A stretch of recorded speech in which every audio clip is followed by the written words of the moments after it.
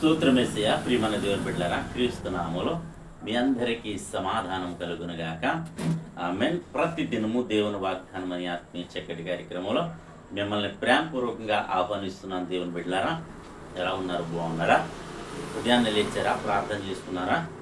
వాక్యాన్ని కాసేపైనా చదువుకున్నారా? ప్రభు మిమ్మల్ని బలపరిచారా అని నేను ప్రతి దినము అడగటం జరుగుతుంది. దేవుని కృపను బట్టి మరొక దినాన్ని చూడడానికి దేవుడు ఇచ్చిన అవకాశమును బట్టి ఆయన స్తుతించండి, ఘనపరచండి. ఎందుకంటే ఈ దినాన్ని చూడలేక అనేక మంది మరి భూగర్భంలో కలిసిపోయిన పరిస్థితి కనుక, ప్రియ దేవుని బిడ్డలారా, రకరకాలుగా టీవీ ఆన్ చేస్తుంటే మరి రకరకాలైన పరిస్థితుల్లో రకరకాలుగా మరణాలు, అలాగే రకరకాలైన మరి సంఘటనలు జరుగుతూ ఉన్నాయి కనుక మరి దేవుని కృప ఈ దినం మనం బ్రతుకున్నాం, ఆయన స్తుతించగలుగుతున్నాం.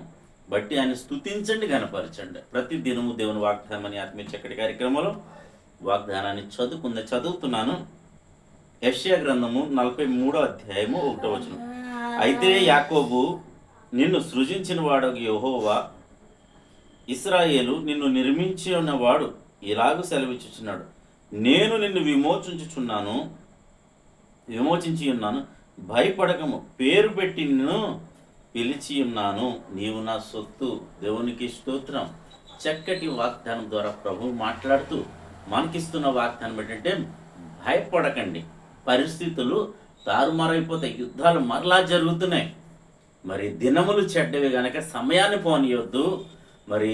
మరి యుద్ధాల గురించి, యుద్ధ సమాచారాల గురించి మీరు వినబోదురు. ఎందుకంటే ప్రభు రాకడ సమీపిస్తుంది కనుక, యేసు ప్రభు మరలా ఈ భూమి మీదకి రావడానికి మరి సమయం ఆసన్నమవుతుంది కనుక ఈ యుద్ధాలు జరగవలసి ఉన్నది. అయితే అంతము వెంటనే రాదని ప్రభు సెలవిచ్చారు. అయితే ఈ పరిస్థితులను బట్టి, యుద్ధాలను బట్టి మరి బయట వాతావరణంలో మరి మార్పులు రావచ్చు, ప్రతి పరిస్థితి ప్రతికూలంగా ఉండొచ్చు. అయితే ఏమంటాడంటే, నువ్వు భయపడకు, నీవు నా సొత్తు అని నేను నిన్ను పిలిచి ఉన్నాను, నీవు నా సొత్తు అని దేవుడు ధైర్యపరుస్తున్నాడు. అలాగే ఈ దినాల్లో మనం చేసే వ్యవసాయాల్లో కావచ్చు, వ్యాపారాల్లో కావచ్చు, మన చేతి వృత్తులు ఎందు కావచ్చు, మరి ఏ పరిస్థితి అందైనాను సరే మరి నష్టం కలగవచ్చు.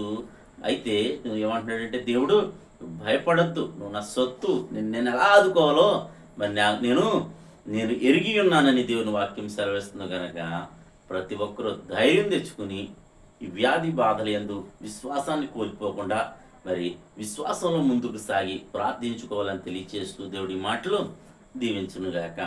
ఆమెన్. ప్రార్థన చేసుకుందాం. స్తోత్రము తండ్రి, వందనాలు యేసయ్య. ప్రతి దినము దేవుని వాగ్దానం అని ఆత్మీయ చక్కటి కార్యక్రమంలో తండ్రి మీరు ఇస్తున్న వాగ్దానం బట్టి స్తోత్రాలు. ఎంతమంది ప్రజలు యూట్యూబ్ ద్వారా, షేర్ చాట్ ద్వారా, ఫేస్బుక్ ద్వారా ఈ రోడ్డు మార్గం వెళ్తూ చదువుతున్నారు నా ప్రభువా, వారందరి జీవితాల్లో ఈ వాగ్దానాన్ని మీరు నెరవేర్చండి. సంఘాలు, గ్రామాలు, రాష్ట్రాల, దేశాల్ని కాపాడండి. అలాగే ప్రభువా, ఎంతమంది వ్యాధులతో, బాధలతో, రోగాలతో నాయనా, రకరకాల ఇన్ఫెక్షన్స్తో ప్రభువా, అలర్జీలతో నాయనా రొంపలు, జ్వరాలు, నాయనా వైరల్ ఫీవర్స్ అన్నిటితో బాధపడుతున్నాం.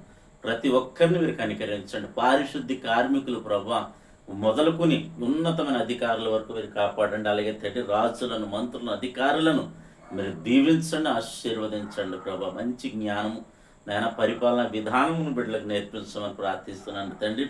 అలాగే మా సరిహద్దుల్లో నెమ్మదిని దయచేయమని, యుద్ధాలు ఆపమని ప్రార్థిస్తున్నాం తండ్రి. శాంతి సమాధానాన్ని మీరు దయచేయమని ప్రార్థిస్తున్నాం. ఈ దినం ఎవరైతే మ్యారేజ్ డే, బర్త్డే జరిపించుకుంటున్నారో నీ బిడ్డలందరికీ క్షేమాన్ని, సమాధానాన్ని, సంవత్సరం అంతయు నీ దయా కిరీటాన్ని ఉంచి మీరు మహిమ పొందమని క్రీస్తు నామములో అడుగుచున్నాము తండ్రి.